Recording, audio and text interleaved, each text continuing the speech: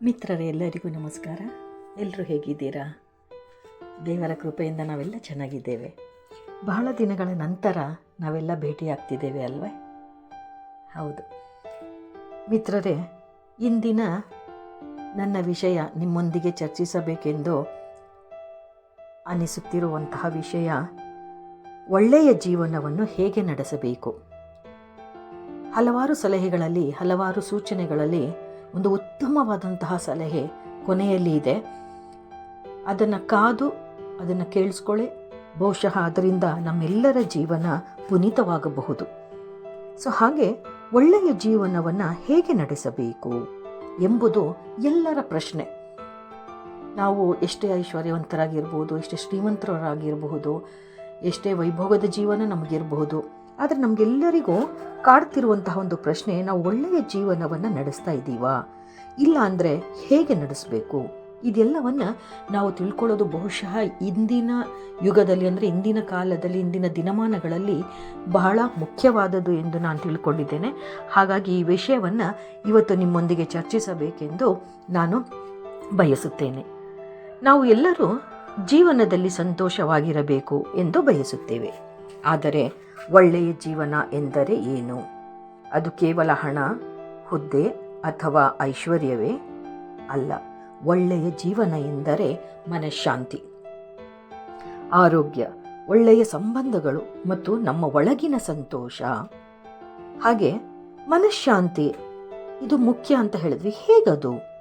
ನಮ್ಮ ಜೀವನದಲ್ಲಿ ಎಷ್ಟೇ ಹಣ ಇದ್ದರೂ ಮನಸ್ಸಿಗೆ ಶಾಂತಿ ಇಲ್ಲದಿದ್ದರೆ ಅದು ಅರ್ಥವಿಲ್ಲ. ಆದ್ದರಿಂದ ದಿನನಿತ್ಯ ಸ್ವಲ್ಪ ಸಮಯ ನಮ್ಮ ಮನಸ್ಸನ್ನು ಶಾಂತಗೊಳಿಸಲು ಕೊಡಬೇಕು. ನಾವು ಧ್ಯಾನ ಮಾಡಬೇಕು. ಪ್ರಾರ್ಥನೆ ಅಥವಾ ಸಣ್ಣ ವಿಶ್ರಾಂತಿ ಕೂಡ ನಮ್ಮ ಮನಸ್ಸಿಗೆ ಶಕ್ತಿ ನೀಡುತ್ತದೆ. ಹಾಗೆಯೇ ಆರೋಗ್ಯವೇ ಮಹಾಭಾಗ್ಯ. ಇದೆಲ್ಲವನ್ನು ನೀವು ಕೇಳಿರ್ತೀರ, ಬಹುಶಃ ಎಲ್ಲರೂ ಕೇಳಿರ್ತೀರ, ಆರೋಗ್ಯವೇ ಮಹಾಭಾಗ್ಯ ಎಂಬುದು. ನಾವು ಆರೋಗ್ಯವಾಗಿದೆ, ಈಗಂತೂ ಆರೋಗ್ಯದ ಕಡೆ ಗಮನ ಕೊಡೋದು ತುಂಬ ಜಾಸ್ತಿ ಆಗಿದೆ. ಬಹುಶಃ ಎಲ್ಲರೂ ಡಯಟ್ ಅಂತ ಹೇಳಿಬಿಟ್ಟು ಆರೋಗ್ಯದ ಕಡೆ ಚಿಕ್ಕ ವಯಸ್ಸಿನಿಂದ ಹಿಡ್ಕೊಂಡು ಹಿರಿಯ ವಯಸ್ಸಿನವರು ಎಲ್ಲರೂ ಅದನ್ನು ಪ್ರಯತ್ನ ಪಡ್ತಾ ಇದ್ದಾರೆ. ಹಾಗಾಗಿ ನಾವು ಆರೋಗ್ಯವಾಗಿದ್ದರೆ ಮಾತ್ರ ಜೀವನದ ಸೌಂದರ್ಯವನ್ನು ಅನುಭವಿಸಬಹುದು. ಸರಿಯಾದ ಆಹಾರ, ವ್ಯಾಯಾಮ ಮತ್ತು ಸಮರ್ಪಕವಾದಂತಹ ನಿದ್ರೆ ಇದು ಬಹಳ ಮುಖ್ಯವಾದಂಥದ್ದು ಮಿತ್ರರೇ. ನಮ್ಮ ದೇಹ ಮತ್ತು ಮನಸ್ಸನ್ನು ಇದು ಸದೃಢವಾಗಿರಿಸುತ್ತದೆ. ದಿನಕ್ಕೆ ಕನಿಷ್ಠ 30 ನಿಮಿಷ ವ್ಯಾಯಾಮ ಮಾಡುವುದು ನಮ್ಮ ಜೀವನವನ್ನು ಉತ್ತಮಗೊಳಿಸುತ್ತದೆ. ಹಾಗೆಯೇ ಸಕಾರಾತ್ಮಕ ಚಿಂತನೆ, ಪಾಸಿಟಿವ್ ಥಿಂಕಿಂಗ್ ಅಂತ ನಾವೇನು ಹೇಳ್ತೀವಿ ಅದು. ನಾವು ಯಾವ ರೀತಿಯಲ್ಲಿ ಯೋಚಿಸುತ್ತೇವೆಯೋ ನಮ್ಮ ಜೀವನವು ಅದೇ ರೀತಿಯಲ್ಲಿ ರೂಪುಗೊಳ್ಳುತ್ತದೆ. ಸಮಸ್ಯೆಗಳು ಯಾರಿಗಿಲ್ಲ ಹೇಳಿ? ಎಲ್ರಿಗೂ ಇರುತ್ತೆ. ಆದರೆ ಅವನ್ನು ನಾವು ಹೇಗೆ ನೋಡುತ್ತೇವೆ ಎಂಬುದು ಮುಖ್ಯ. ಪ್ರತಿಯೊಂದು ಸಮಸ್ಯೆಯನ್ನು ಒಂದು ಅವಕಾಶವಾಗಿ ನೋಡಿದರೆ ನಾವು ಬೆಳೆಯಬಹುದು. ಮತ್ತು ಬಹಳ ಮುಖ್ಯವಾಗಿ ಒಳ್ಳೆಯ ಸಂಬಂಧಗಳು ಇದು ಇಂದು ದೂರ ಆಗ್ತಾ ಇದೆ ಅನ್ನೋದು ನನ್ನ ಭಾವನೆ ಮಿತ್ರರೇ. ನಿಮ್ಗೆ ಹೇಗೆ ಅನಿಸುತ್ತೆ? ಕಮೆಂಟಲ್ಲಿ ಹಾಕಿ. ಕುಟುಂಬ, ಸ್ನೇಹಿತರು ಮತ್ತು ಸಮಾಜದೊಂದಿಗೆ ಉತ್ತಮ ಸಂಬಂಧಗಳನ್ನು ಕಾಯ್ದುಕೊಳ್ಳುವುದು ನಮ್ಮ ಜೀವನಕ್ಕೆ ಅರ್ಥ ನೀಡುತ್ತೆ. ಪ್ರೀತಿ, ಗೌರವ, ಸಹಾನುಭೂತಿ ಇವುಗಳು ನಮ್ಮ ಸಂಬಂಧಗಳನ್ನು ಗಟ್ಟಿಗೊಳಿಸುತ್ತವೆ. ನಾವು ಇತರರಿಗೆ ಸಹಾಯ ಮಾಡಿದಾಗ ನಮಗೆ ಸಂತೋಷ ದೊರಕುತ್ತದೆ, ಹೌದಲ್ವೇ? ಮತ್ತು ಬಹಳ ಮುಖ್ಯವಾದಂತಹ ಮತ್ತೊಂದು ಅಂಶ ಅಂದರೆ ಗುರಿ ಮತ್ತು ಶ್ರಮ, ಗೋಲ್ಸ್ ಆ್ಯಂಡ್ ಎಫರ್ಟ್ಸ್ ಅಂತ ನಾವೇನು ಹೇಳ್ತೀವಿ ಅದು. ಜೀವನದಲ್ಲಿ ಗುರಿ ಇರಬೇಕು. ಗುರಿ ಇಲ್ಲದ ಜೀವನ ದಿಕ್ಕಿಲ್ಲದ ಹಡಗಿನಂತಿರುತ್ತೆ. ಸಣ್ಣ ಗುರಿಗಳಿಂದ ಆರಂಭಿಸಿ ನಿಧಾನವಾಗಿ ದೊಡ್ಡ ಗುರಿಗಳನ್ನು ಸಾಧಿಸಬೇಕಾಗುತ್ತೆ. ಶ್ರಮ ಮತ್ತು ಧೈರ್ಯ ನಮ್ಮನ್ನು ಯಶಸ್ಸಿನತ್ತ ಕರೆದೊಯ್ಯುತ್ತೆ. ಹಾಗೆ ಬಹಳ ಮುಖ್ಯವಾಗಿ ಕೃತಜ್ಞತಾ ಭಾವನೆ, ಗ್ರ್ಯಾಟಿಟ್ಯೂಡ್ ಮೈಂಡ್. ನಮ್ಮ ಜೀವನದಲ್ಲಿ ಇರುವ ಸಣ್ಣ ಸಣ್ಣ ಸಂತೋಷಗಳಿಗೂ ಕೃತಜ್ಞರಾಗಬೇಕು. ನಾವು ಹೊಂದಿರುವುದನ್ನು ಮೌಲ್ಯಮಾಪನ ಮಾಡಿದರೆ ನಮ್ಮ ಜೀವನದಲ್ಲಿ ಸಂತೋಷ ಹೆಚ್ಚುತ್ತದೆ. ಹಾಗೆ ಮಿತ್ರರೇ, ಒಳ್ಳೆಯ ಜೀವನ ನಡೆಸುವುದು ನಾವು ಹೇಳಿದಷ್ಟು ಅಥವಾ ಮಾತನಾಡಿದಷ್ಟು ಸುಲಭವಲ್ಲ, ಅಥವಾ ಒಂದಿನದ ಕೆಲಸ ಅಲ್ಲ. ಅದು ಪ್ರತಿದಿನದ ಅಭ್ಯಾಸ. ನಮ್ಮ ಚಿಂತನೆ, ನಮ್ಮ ನಡೆ ಮತ್ತು ನಮ್ಮ ನಿರ್ಧಾರಗಳು ನಮ್ಮ ಜೀವನವನ್ನು ರೂಪಿಸುತ್ತವೆ.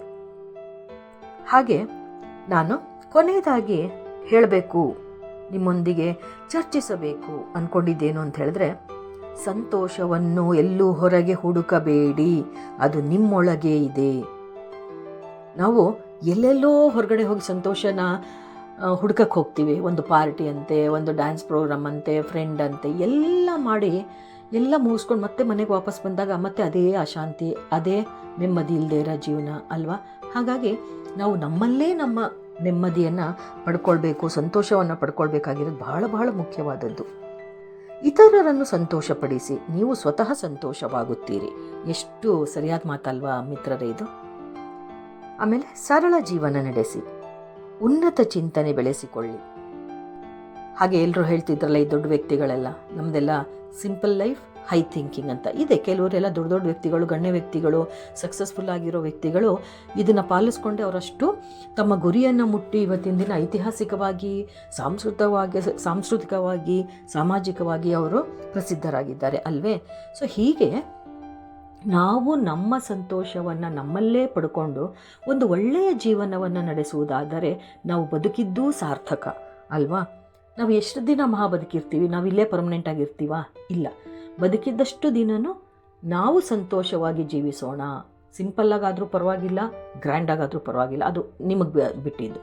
ಸೊ ಹಾಗೆ ಸ್ವಲ್ಪ ದಿನನಾದರೂ ಸಂತೋಷದಿಂದ ಬಾಳಿದರೆ ನಮ್ಮ ಬದುಕು ಹಸನವಾಗುತ್ತದೆ ಅಲ್ಲವೇ ಮಿತ್ರರೇ? ಮತ್ತೆ ಲೈವಲ್ಲಿ ಭೇಟಿಯಾಗೋಣ. ಇನ್ನೂ ಹೆಚ್ಚು ಹೆಚ್ಚು ವಿಷಯಗಳನ್ನು ಹೀಗೆ ನಾವು ಚರ್ಚಿಸ್ತಾ ಹೋಗೋಣ. ಧನ್ಯವಾದಗಳು.